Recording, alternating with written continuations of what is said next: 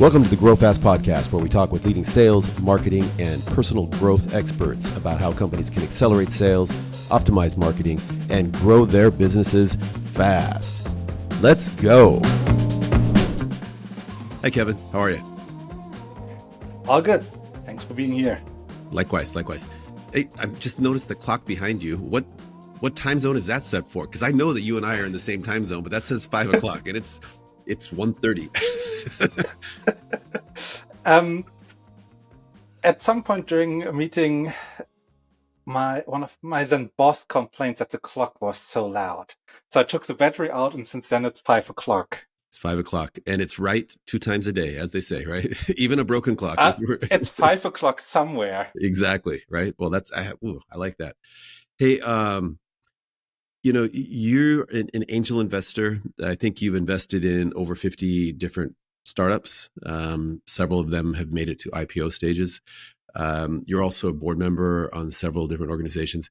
And what I'm looking forward to talking to you about today, because it's also very kind of dear to me, is understanding how potential investors or board members, how they evaluate a startup's or a company's go-to-market plan and sales strategy and sales effectiveness. Like what kind of motions are they looking for, and what are the metrics that they say, hey, this makes sense, this is good, or this doesn't really make sense. So let's just jump right in, if that's okay with you.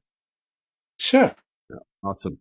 So let's talk about it. When you got your investor hat on and you're looking at potential investments, and you say, hey, you know what?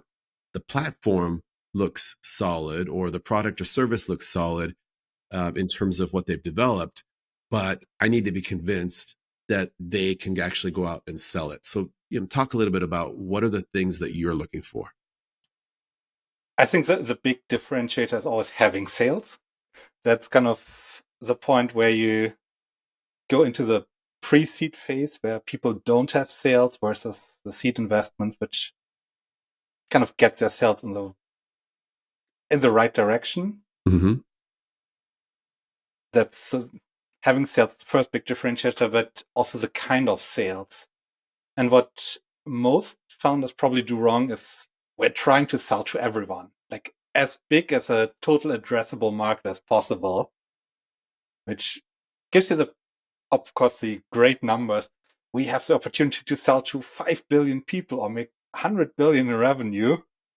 And then, of course, the investor question is how? Mm-hmm. And so it often comes down to, really for me, digging in, okay, what are your sales? And if you want higher valuation, it's on the flip side, great if you're done the sales work and really build a micro target. So it's much better to see if you have 10 regionally concentrated customers in one branch in a similar size who talk to each other compared to 500 companies around the globe which have nothing in common. Okay. So what I'm hearing you say is like, it's probably better to focus on a specific either geography or industry, and then demonstrate that you can have some kind of mastery in that area, because you're going to get you're going to understand the industry's needs. You're going to start to talk their talk, but you will also get some sort of like cross pollination where, if you sell to company A, B, and C in this particular vertical, they're probably going to talk to E, D, and F and the other ones. And eventually you'll create a kind of awareness in the industry, and that will allow you to kind of maybe, if not own that industry, but at least become a player in that industry. Yeah, the kind of the gold standard is always you have at least one customer who was introduced by an existing customer. That's kind of the top level, and that's true both if you do sales, B2B sales, but even more important if you sell directly to customers, because if you do B2C sales, it's almost impossible to scale till you've reached your whole market. Sure. So you need word of mouth. So talk about some numbers. I want to talk about strategies in a second, but talk about some numbers. If you're looking at that, that seed round, so we've developed a platform in pre-seed. Now we're going out and we're starting to sell, and you're selling a B2B solution. Because I think you've invested in B2B solutions. You've done some in fintech, business tech, and then also even adult beverages, which let's put that off to the side because that sounds potentially more of a B2C play. Ultimately, it will be a consumer play. But what kind of numbers, for a company that's looking for seed funding in terms of numbers of customers? We won't talk about revenue yet, but let's talk about numbers of customers. At what point does it say, you know what? Because let me back up. Every founder can go out and sell to friends and family, people in their network, right? So let's just say you're going to get your first 5 to 10 customers from that. But at what point does it become like, you know what, this is meaningful? Really depends on your micro-target group. If you have 20 people and in the micro-target group and sold to 10 of them, that's a really strong play. If you can't boil it down so far, but have like 50, 60, then your 10 become a problem. A word on the family and friends. Friends are generally not a problem. It's at some point, money doesn't grow with friendship. It's just your friends still need to make money, and they don't have as much of an incentive to buy from you as your family has. Family customers are a bit of a play. The smaller they are, the more likely we are to say, okay, we are not considering them. On the other hand, even if it's your dad or your mom runs a company of 600-700 people, it's a sale which gets considered simply because they're too big to go up or down with you. So that's a word on. It really depends on who the family customer is, whether they count or not. It's funny because we have one customer, and I'll just say it was one of our initial investors who originally didn't feel that they needed to invest, that they needed to buy the platform. They thought as an investor they were entitled to it. And I said, well, let's talk through this, because if we sell a lot and grow this business and get go to the next round and continue to expand, you benefit as an investor.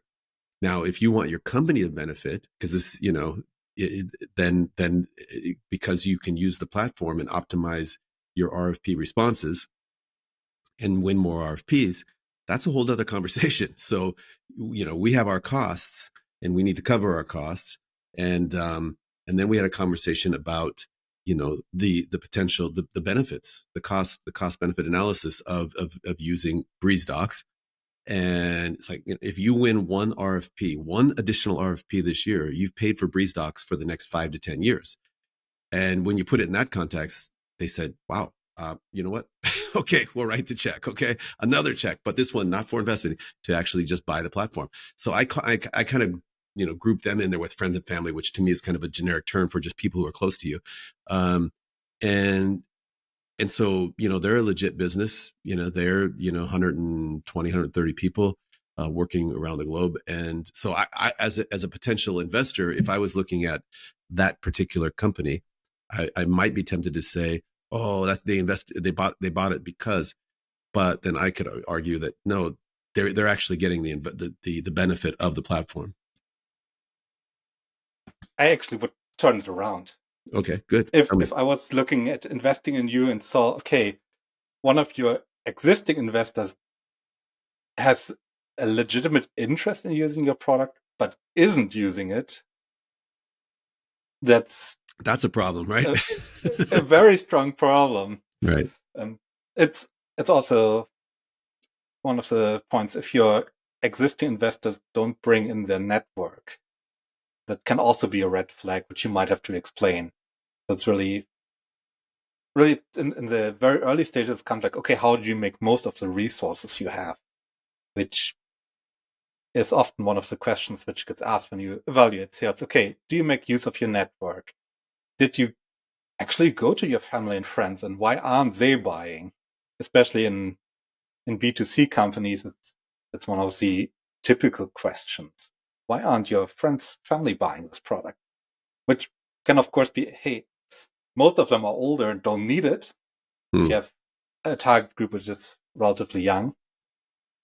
But yeah, it can be a red flag if you actually don't have customers from your friends and family group or from your existing investors. That's a really good point there. And back to my earlier question regarding what kind of numbers do you look at? If I'm hearing you right, it's not like a finite number. It's really relative to the target, your initial target market. So if there are 50 companies in that initial target market, and you've got 10 of them, that's pretty cool because you're just getting started and you've already captured 20% of the market. If you've got 1 out of 50, maybe not so good, right? So you want to see some kind of demonstration of your ability to capture market share in your target area. Do you look at what else do you look at? Do you look at revenues in relation to the investment that is being the next round of investment that's being sought, or in terms of the time that the company's been in business? What do you look at? I think revenue is critical in relation to cost. Mm-hmm. So it can't cost you more to acquire a customer and to serve a customer than what he brings in. That only works for some time. That you can maybe do it for growth scales, but long term, if someone says, okay, we spend $40 to acquire a customer and $60 to serve them, our product is $19.99 a year, then even once the acquisition cost is worked off, you still have like twice the cost. Yeah, you got to keep them for 3 or 4 years before you can get your money back. Yeah. Otherwise, it's kind of the revenue projection. How much can you really make out of? Then you get your total addressable market, but also your current market. And really, how fast can you scale to get there? Or do you run out of money before you ever can reach it reasonably? So it's really not the finite number, but always in relation to, okay, what does it cost you? How far can you get there? What's the lifetime value of that customer, and what's your churn rate? Because if the lifetime value of a customer is, excuse me, let's say $50,000, but you're only keeping, every customer, you're keeping them for a year or two, or let's just say your churn rate is 50%, so you're losing half your customers. That means you have to go out and get 50%, 50 or whatever that number is, just to tread water, and then go up above and beyond that with new customers. So that churn rates, I'm assuming, is important. But how, when I talk to VCs, a lot of times they'll say, what's your go-to-market plan? And tell me what makes sense for you from the strategy or tactics point of view versus the numbers that they're actually delivering. Okay. So ultimately you want to see the numbers, but at some point you look at their strategy and say, hey, does this make sense? Oh, we're going to do Google AdWords. Well, everybody's doing Google AdWords, right? So, what do you look for, and what sounds good and what doesn't sound good? I think honestly, the best sounding thing is always when a founder says, we'll do our first 50 customers or so via cold calls, because it often shows they have a realistic idea what they can reach with marketing and how much they really have to just pick up the phone. As much as most people don't like picking up the phone anymore, it's still the most effective strategy. Cold calling, cold emailing, social media outreach, and social media outreach in terms of the effective messages we got on LinkedIn, not the one who says, hey, I found your profile. I'm selling B2B contact data. You want to buy? It's there's always the difference of You get those messages like once a year. try once a day at least. Or more than that, even more frequent than that. So you have to also be ready that an investor tells you, hey, call me tomorrow to tell me your product, which can be a challenge for them if you're not really in the industry, but it also shows how well they can do it. And admittedly, it doesn't have to be the CEO. if they have a chief revenue officer who is much better in selling, having them do it is a valid strategy. I totally agree with you. I think sometimes it's really easy for people, especially I kind of feel like the more experienced you are, and then when you step into a startup, you're kind of tempted to go like, well, I don't want to really get my hands dirty and do cold calling and knocking on doors virtually or in reality, but I want to do these outbound automations and do some AdWords, and then when the leads come in, then I'll respond. And it's sometimes I think everybody's got to roll up their sleeves and go out there and make stuff happen. You did mention briefly though effective outreach on LinkedIn. What have you seen that's effective versus, you described the ineffective, the like, hey, I'm selling this, do you want to buy? But what has been an effective outreach? I think the most effective is if they solve a problem or part of a problem up front. So to give you a personal example, I've one company who does social media optimization, not for individuals, but for companies, so their LinkedIn platform, their Facebook business accounts. And their outreach is typically, okay, here is whichever platform they contact you on, and here are 3 things which are wrong, which hurt you in the algorithm, then link to wherever, to blog posts of them on how to actually do it better and what the algorithm does right now with you. And kind of giving people part of the problem and part of the solution really touches them, versus same social media optimization. It's one which I love to click away because they're like, hey, we can optimize your social media profile. And like, most of us think, no, thanks, I'm good enough and spending enough time here as it is. Yeah. No, I also like the ones where they've taken some time to look at either our site or our product, or at least understanding what we're trying to do, and then offer some initial feedback. It's kind of like a free audit, a very high level free audit of something that we're doing, with some pointers, and say, hey, if you'd like to learn more, if you think this is valuable, this type of information is valuable, please get in touch with us. Yeah, the other option, of course, is if you're connected to someone in the industry close to you, saying like, hey, we work with this guy, here's a referral story. Is it something you could use as well? Kind of build on the existing relationships you have. Like that. Can you give a couple success stories from the companies that you've invested in? I'm sure that, I mean, the numbers say that, average startup doesn't succeed, but you've had some that have done amazingly well. And some of them probably struggled before they figured out what was the right motion. But maybe you can give an example or two of a success story that they were trying this and then they switched to this and things just took off. Well, I think my favorite success story is one where actually marketing worked, Mm-hmm.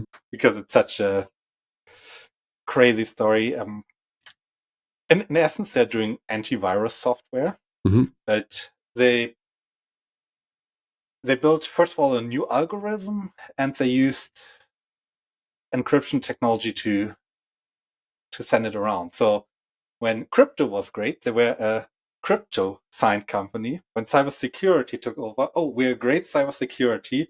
And now, because the algorithm uses machine learning, they're now an AI company. And every time this change, like, bumped their sales up, which is kind of great to say we're the first one. But it's also a story which, it's the exception where it worked, because they had a solution which fitted the market ideas of how a tech company should look like.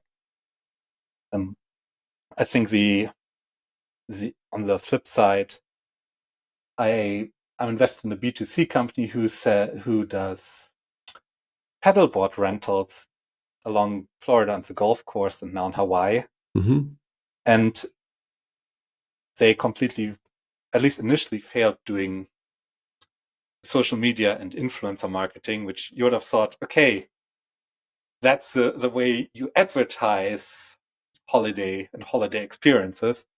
But on the one hand, they were too small, and then it wasn't really there the mass to do it.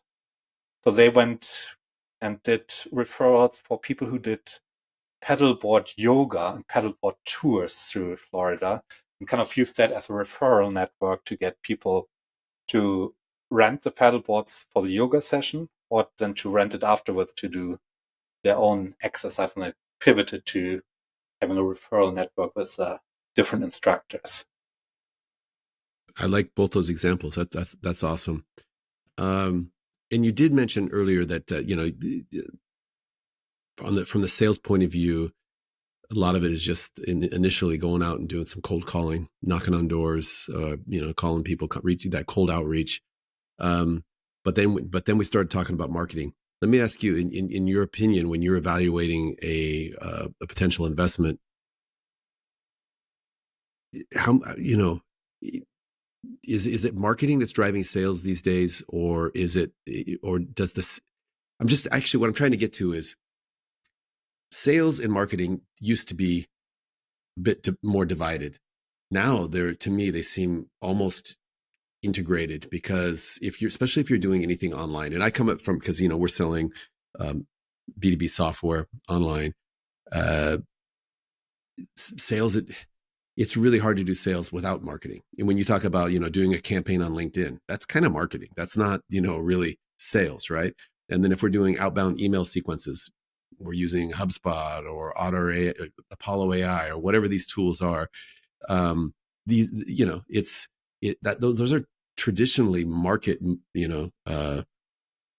activities. So where do you draw the line between sales and marketing, and do you need to draw that anymore? I think it's becoming more and more fluid and more integrated, because what used to be a great sales tool, when you see a customer, you give them the flyer with reference story which matches them. It's now moving more into being a marketing tool which you put onto your website, right? The first thing they find is a customer story. On the other hand, yeah, as you said, the typical email blast of, hey, we're a great company. It's moving more into the sales side, because you have also tools like HubSpot where you can automate sales down to mentioning the industry, mentioning problems that are really industry specific, something which even 5 years ago we didn't have that much, because simply the processing power wasn't there. And yes, some people say you can do even more with AI, but it's already just having the data there and doing like simple decision choices on there of what industry problems are can really move it over into being a personalized email and then turning into sales, and kind of that's making the really a transitionary phase there, where you say, okay, there's a lot of things in the middle which touch both, and then of course you have the typical sales activity, the calls, the follow-ups, and the typical marketing, like the big billboards, banner ads, where you don't have a one-to-one interaction. I think the line goes more into, okay, the more personalized it gets, the more it gets into sales and into getting the sales interactions in, versus the unpersonalized marketing part. Yeah, makes sense. I'm curious. Have you worked directly with many salespeople? Yes. Okay. It's so as have I. Okay. So, and I've managed teams in Asia, North America, and Europe, and there's some common traits. Salespeople are motivated by a couple different things. Typically, most of the time, it's either that financial gain, so that commission, the potential upside, the bonuses, recognition. They want to be recognized for their wins, and this way you ring the bell. Hey, we got another, sale. and or autonomy, because salespeople typically, they're not judged on how much time they spend in the office. They're judged by and rewarded by how many deals they deliver, right? And it can be hard. It can be hard, but there's some other traits with salespeople, and some of them. I think to be in sales, you have to be kind of like a overly optimistic. Otherwise, you got to believe that you're going to get that next deal. And I think that Americans are probably the most overly optimistic people that I've worked with, because it's just like if I work with Europeans, they tend to be a little bit more like, oh, it's going to be difficult. With Americans, like, oh, we're going to get this. Now I'm making stereotypes and generalities here, but one of the challenges is when you're managing or leading a team is getting like the truth. Like, okay, you tell me you have this in the pipeline. Is this real or not? And I have my methods for understanding, are these real deals, or is this really going to happen or not? And my methods may change a little bit depending on, again, if I'm speaking to somebody in Japan versus somebody in America versus somebody in Switzerland, for example. But you have to have a method, in my opinion. From an investor's point of view, you're going to go in and you're going to talk to either the CEO or the CRO, and maybe even to, if they've got a team, some of the people on the team. How do you evaluate wishful thinking versus what's really in the pipeline? That was a really long-winded way to come back to a question, but I think it's important. I think the big question is, when did they talk last with someone? And it's always the big sign if you get a sales funnel and there's no follow-up date in there. And follow-up date, not just in terms of, oh, next Thursday I'm going to send Mark an email, but we have an agreed upon scheduled call or some other scheduled interaction. Whether it's we meet at a coffee shop, we meet at a fair, we meet at a conference, we talk, we have a link, video chat. Synchronous communications. Has it happened in the past? And will it happen in the future? Okay, the only exception is, okay, I think you're in the RFP business. We sent an RFP out, and then there's that kind of the silence of the government working through it. Mm-hmm. That's, I think, the only exception where I would say, okay, it's out of your hands now, because you should have done all the massaging and getting it nicely done beforehand. But really, when's next synchronous communication? When did the last one happen? And that normally gives you an idea whether they have a working pipeline and whether they have a realistic pipeline. And then you have to, if it doesn't fit, you have to see, is it because their pipeline is too big? They just called up 5 million people, put everyone in there, now realized, look at my pipeline. Can't. It's a great pipeline, yeah. But we have till mid-September, so we have called the last one, and then we have to start at the top again. And do you actually go into the CRM and look for that information, or do you just ask them, so tell me your top 10 prospects, and then ask them, so when's the follow up? What's going to be the next step? Things like that. It really depends on how much they have on the other side of customers ready, and how big the sales team is. So if they have 6-7 people already working on it, then it becomes much more the question of, okay, how do your KPI look like? Do you have it visualized? Does everyone work on it and know it? Because it's a bad sign if you talk them to one of the junior salespeople and they say, oh, we have KPIs. Versus if you have just one chief revenue officer or one salesperson, sales manager in the team, then it's much easier to go in there and see like the 10-20 customers he's working with, or 10-20 prospects he's working with.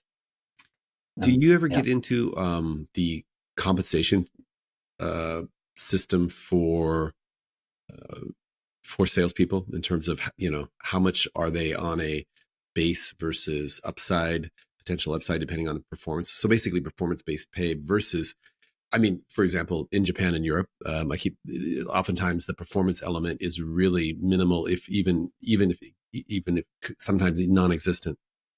in terms of an individual performer versus the team performance. Do you get into that at all?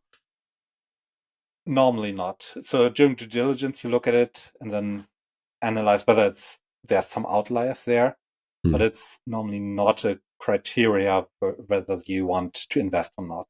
It's just, at least here in the US, there's really two schools of thoughts which say, okay, salespeople get a small commission, but a reasonable base salary versus the 100% commissions you have in even some of the big B2B business software houses. Yeah, if I don't make a sale, I don't get anything. But that are the normally the people who walk with $500,000 out of the door.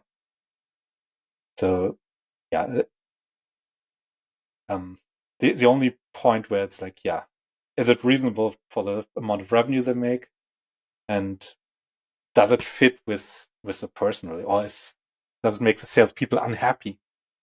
But it's much more a question of HR and HR strategy than it's of sales. Right. Okay. I mean, so is there anything else you look at when you're evaluating sales? Something I missed? I think the one big thing which we hit a bit, churn rate, recurring revenue. It's especially in the software market a big role, but it's even more so if you have returning customers which have to make a purchase decision again and again. So you mentioned alcohol, it's a B2C market. It's if people buy a second bottle, that's a great story for you. But yeah, with software subscriptions, of course, you have the churn rate and not returning customers. But keeping these up and making sure your customers are happy, that's also one of the important things which shouldn't go under making new sales, because it's always easier to keep your customers than to make a new one. Absolutely. But it's like you said, it's not really under new sales, but that customer engagement, what kind of metrics do you look at? Let's imagine this is a B2B platform. What are you looking at? Like hours using, times logged in? What do you look at to measure engagement? So time lock-in would of course mean that we have a universal metric of how much you use it. Right. But if you say you use HubSpot, how often do you log into HubSpot and how long do you spend time? Could also be a problem if you say I'm spending too much time in it. Effing time on HubSpot. So the big point is again the communication part. How often did you re-engage your customer? Did you actually ask them for referrals to their friends and network? And one of the great questions which if people say yes is like, do you actually know what your customers are reading? Explain that. Talk about that. We all have our industry blogs or magazines in certain industry journals. But if you're the supplier, you can Google like, okay, who's reading RFP magazines or which are the leading RFP magazines? And you probably find 400 blogs who deal with it. And you can look up, oh, there are 3 people reading it. Versus you can simply ask your customers what they are reading and get kind of the feedback. And then you can see patterns and trends where people, what people are actually reading. An example, a couple of years ago, we went when I was an executive, we went after agricultural companies in the Pacific Northwest to sell to them. And they probably read something about growing cattle or planting stuff. And then talking to them, we actually figured out a lot of them are reading the magazines which focus on flying drones. Wow. Because seeing their properties, giving the people in the office who plan like, okay, what gets planted, what fields need to be overhauled, where can we keep cattle? A lot of that deals with getting data in. And that way we figured out, okay, there aren't actually so many of them reading the latest tractor magazines. They're much more interested in like the high-tech solution which gives data input. And getting these kind of nuggets out and categorizing them and then handing them over to marketing to do something with it, that's a very strong sign of good customer engagement, especially if it's kind of these specialty types, which you say, I wouldn't have expected that. No, I think that's some awesome advice. Let me ask you, both from the sales and marketing side, because we're talking about startups, don't have a lot of resources. Have you seen any successful outsourcing of sales, or some kind of lead generation service? Have you seen anything work that way? Yes and no. I have not seen any of the big ones work. Okay. What I've seen as success is people hiring really people under personal assistant who Yeah. do personal outreach. And then you have to really ask, is this really still a personal assistant or you're turning them into a salesperson for you? Right. But kind of really personalized lead gen and a lot more on the small side, someone who has the grit to do the lead gen instead of just someone who clicks 3 buttons and then it sends 400 spam messages. I think that's the only way outsourcing lead gen works on a small scale. Because let's be honest, you don't have the budget to send 10,000 emails out. Yeah. What about from marketing? Have you seen, because again, startups can't hire a whole marketing team, so maybe they'll hire one or two people, or typically, I don't know, do they outsource? Is marketing as a service, is that the way to go for a startup? It can work, but it only works if you know whom you market to. And then going with the boutique marketing companies or individual consultants is often more effective than going with the big ones. And it often comes down to, okay, can we make content which is engaging and which stands out? So that can be your reference stories, that can be thought leadership adjacent to your product. What it's often not, it's the Google advert. Yeah. Just you need too many touch points to get someone via marketing into your pipeline if you do Google AdWords, and especially now that Google likes to put the AI on top and then the advertisement is just too forgetful because we all scroll like, okay, let's get the first 50 out of the way before we click on something. Yeah. It's the conundrum. Do you look at any kind of healthy,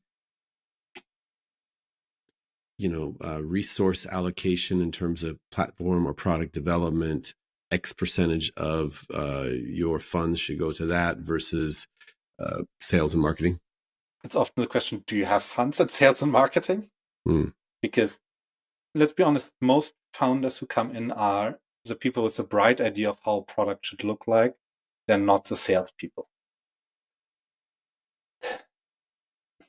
I think if we talk about the seed stage where you have your first customers and raise money, it's always good to say a quarter to half the money should go to sales and marketing, because you have kind of the product which is good enough to sell. Yes, you're still a bit ashamed of the product, but it goes out and it makes customers happy. So now comes the point where you want to get it into as many hands as possible while still improving it. And that only works if you have like a balance between the two. If we go earlier, yeah, if you have big problems in your product, can be more. If you think like, okay, we have a product which is working, now we have to get feedback, then more than half is also a good indicator that you really need to accelerate it now. In our case, it's normally questionable if people allocate 100% to either of them. That kind of means that either you don't see your problems anymore, which Mm-hmm. could be that your feedback cycle is broken somewhere, or that you actually don't have a product because you don't know whom to sell it to or who will buy it. And you just have a the worst case, you just have a very expensive toy somewhere or hobby. Hmm. Scary thought. It's crossed my mind before. It's I, like we built this amazing platform. What are we going to do? Fortunately, we're getting customers and the momentum is growing. But it did cross my mind a couple of times. It's like, what if you build it and nobody comes? You know. But uh, I always like to, if you tell me you have an amazing platform, you're far too late to getting to market. mm, mm, mm. It's No, you know what? yeah, So you sound very American there, because I think that there's the temptation to always, oh, we got to get a little bit better, a little bit better, a little bit better before we go to market. And I'm like, man, we got to get it out there and we got to be proud of it, even though we got to act proud of it, even though deep down inside we might be thinking about a little bit, but you got to get out there and get that feedback, because until you get that feedback, both in terms of learning, get exercising those go-to-market muscles, but then also getting the feedback in terms of the product, because we might think that this feature is important and the market's going to tell us we don't give a crap about that. We care about this.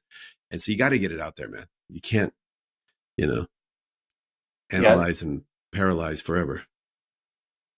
yeah. I mean, in the worst case, you get the perfect product and realize that either someone has already put it in the market while you were perfecting it, Yeah. or that it's not in vogue anymore and it's just not what people look for. Yeah. We're actually facing an interesting thing because we're not coming up against the competition. I would say we come up against we're targeting SMBs. We come up against the enterprise guys once in a while. Um, but who we're coming up against, or what we're coming up against more often these days, is just people thinking they can do their own homegrown solution. They're like, oh man, I'm playing around with a large language model and it can help me respond to RFPs. And I was like, so how is it looking at reference documents? How is it looking at previously approved answers? And they're like, well, it's kind of, let me ask you this. How are you using it to collaborate with 10 different people in your company and get them to, well, that's kind of a manual work. I was like, so, okay, you know, you know, but, but it confuses, it clouds the market, muddies the waters, because you could have a boss that would say, well, can't you just go on to Chat GPT and just do the same thing? And so that what that does is it delays the sales cycles oftentimes. And we've had this happen multiple times where there's one smart guy in the company who says, I think I can do this on OpenAI. And so that'll add 3 months to the sales cycle. And we're human beings, so we have this cognitive dissonance thing. If I've told you, no, I think I can do this myself, it's really hard for me to, like, 3 months later come back and say, like, I failed. I need your help now, It right? yeah, So it's also one of the problems of many companies who don't see their employee cost of doing it. yeah. Like the opportunity cost of your employee doing something else versus playing around with a new software tool or building a new software tool. It's kind of the problem. I'm paying my employees anyways. Why should I now pay for software when they can just build it? I'm like, okay, you really want someone who maintains a software product 24/7 in-house? Or is there something else your employee can do which is better for the company values? And the other question is, of course, how long does it take you to be ready with your own employee so he Exactly. can um hand it over? and then there's security issues, because which platform they're using to do this, and so on and so forth. A classic example, because I think I come from the language services industry, so translation, localization, interpretation. And this has happened a million times, whereas headquarters will send marketing materials to Korea, Japan, Taiwan, France, or whatever, and they'll say, get these translated into local language. And instead of outsourcing the translation to a translation provider, they'll have their sales team manager, marketing manager translate it. And then they're like, why wouldn't you send it out to professionals? Well, our people inside can do it. I was like, but don't you want your salespeople selling? Because if they're not professional, they don't have the tools to do the interpretation, or excuse me, the translation. So and they're going to do it.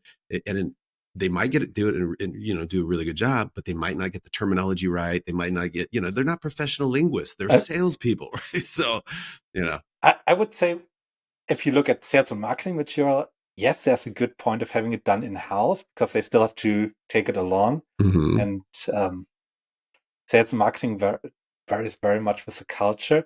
I think your example is perfect for documentation and technical documents. Like, no, you don't want to have your user documentation translated by someone in-house because it just will take far too long. And then you have someone who's far too invested in it, do it, who thinks like, well, everything here is obvious. Why don't I cut it? And yeah, Absolutely. I think that brings us back knowing your target group, True. knowing who should do something. Well, absolutely. Last question. For people who are running startups and they want to impress you with their sales, but first off, so you've told them what they've got to do. They've got to demonstrate their ability to capture market share in their target market, something that's they have to have a process that's somewhat repeatable. They have to minimize churn. If they, what resources would you advise them to look at? I mean, you gave some advice also in terms of asking their customers what they read and things like that. But in terms of upping their sales game, or in terms of running a startup, do you have any favorite blogs, books, speakers? It's really hard to say something typical because a lot of people are different. Mm-hmm. I think for at least for first time founders, joining public speaking groups, doing something like Toastmasters or Dale Carnegie training is important just to get over the fear factor of, oh, I have to speak now for a minute to tell someone what we're doing, and then in the best case, ask them a question of what they are doing or what they're looking for. And getting training in just talking is probably more valuable than any kind of sales book, at least in the very early stage. If you then get into the point of building your sales cycle, building your target groups, Crossing the Chasm is I think a great book on learning how to actually boil down your target group and then also say, okay, once I've done with these 20, here are the next 20 who talk to my originally 20, and kind of learn how to chain these groups up once you exhausted your initial micro target with the next one. And then also how to scale it up to say, okay, now I have 3 people, I need 20 people micro target groups. How do I do that? And kind of, get the critical mass in each of these without compromising any of them. Some more great advice. Well, hey, Kevin, as usual, I learned a lot when I talk with you, and I appreciate your feedback and your guidance and your time to come on the Grow Fast podcast. Wish you a great remainder of this rainy March here in the Pacific Northwest. The dry time is coming. No worries. Thanks for having me, and have a great afternoon. Awesome. You too. There. Cheers. Bye.